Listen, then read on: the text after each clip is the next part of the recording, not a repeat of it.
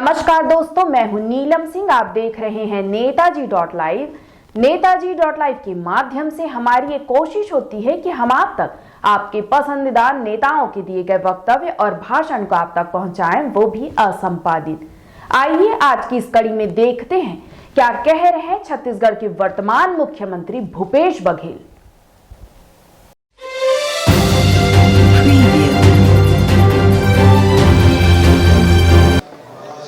गौड़ समाज के द्वारा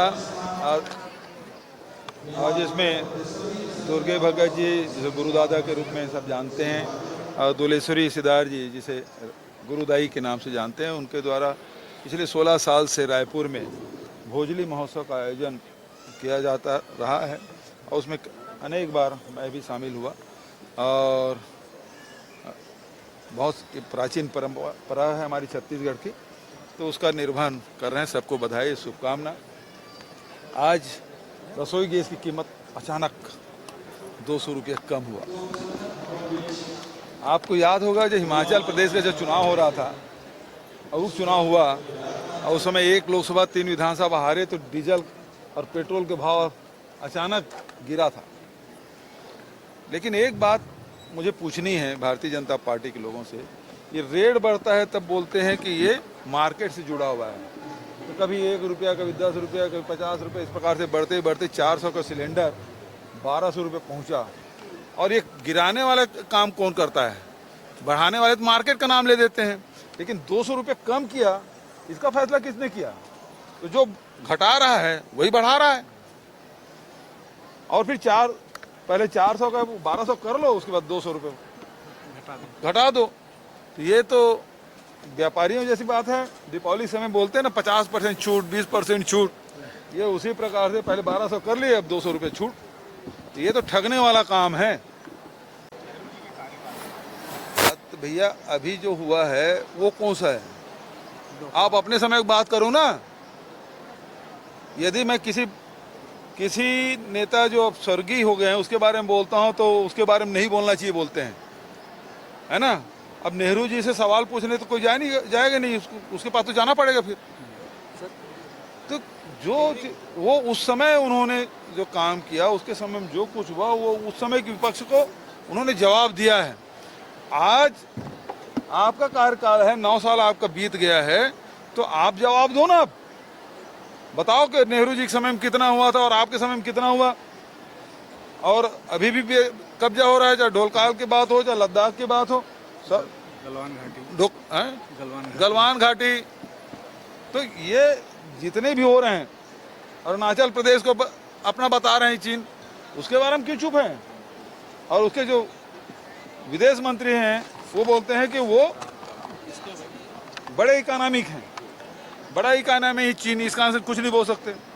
इतना डरते हैं क्या? हम लोग डरते नहीं है भाई, हिंदुस्तान के लोग डरने वाले नहीं हैं। आपका कहना है कि विवाह को लेकर के जो बातें उनके लिए कही गई, क्या यही बातें शैलजा के लिए भी सोची जाती है? क्या यही बातें ममता बनर्जी के लिए भी सोची जाती है? नहीं, अरे भैया ऐसा है, उन्होंने हमारे प्रदेश कांग्रेस कमेटी का अध्यक्ष बच्चा बोल दिया। तो जब आप यदि किसी पे टिप्पणी कर रहे हैं, 2 बार का विधायक है, एक सांसद है, बस्तर के क्षेत्र से आते हैं, आदिवासी है, तो उसका आप मजाक उड़ा लोगे? बच्चा बोल देंगे। वो बाल बच्चेदार आदमी, उसकी पत्नी है, तो इसीलिए मैंने कहा वो तो कम बाल बच्चेदार परिवार वाला आदमी है, तो आपकी तो शादी नहीं हुई, तो इसमें अपमान जैसी क्या बात है कि जनगणना हो नहीं रहा है। 2011 से प्रधानमंत्री भी अनेक बार हमने पत्र लिखा है, जातिगत जनगणना की भी बात हो रही थी। और ये जो 7 नंबर कॉलम में गोड़ी धर्म के उल्लेख करने की बात कही गई, कुछ साल पहले ये झारखंड के भी नेता आए थे और उसमें सरना को उन्होंने धर्म के रूप में अपनाने को कॉलम में रखने के लिए कहा गया, क्योंकि हमारे छत्तीसगढ़ में भी 42 जनजाति हैं, तो सबके अपनी अपनी पहचान है, तो सब मिल के इसको प्रयास करें तो उसका लाभ मिलेगा, ये मैंने सुझाव दिया है। देखिए हमारे जो नए पिछला विधानसभा देख लीजिए, नौजवान लोगों हमने टिकट दी, तो वरिष्ठ लोग भी उसमें शामिल हैं, तो जो जीतने के योग्य हैं उसी टिकट मिलेगी। लेकिन नए लोगों को भी, अब 71 लोगों में आप देख लीजिए कितने 50 साल से कम उम्र के हैं हमारे छत्तीसगढ़ में। हमारा प्रदेश अध्यक्ष 42 साल का है। सर ये गहलोत अच्छा, रात में आएंगे। काम किया गया है, लेकिन बीजेपी से बड़ी उपलब्धि बता रही है। इसमें वही तो मैं कह रहा हूँ, बढ़ाता कौन है और इसको घटाया किसने?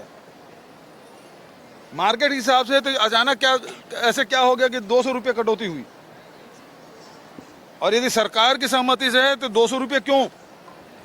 जब 400 से 1200 हुआ था तो उतना घटना चाहिए। सरोज पांडे ने एक पत्र लिखा तो क्यों छत्तीसगढ़ के लोगों की आवाज केंद्र सरकार तक नहीं जानी चाहिए? मतलब आपको पत्र भी ना लिखें हैं?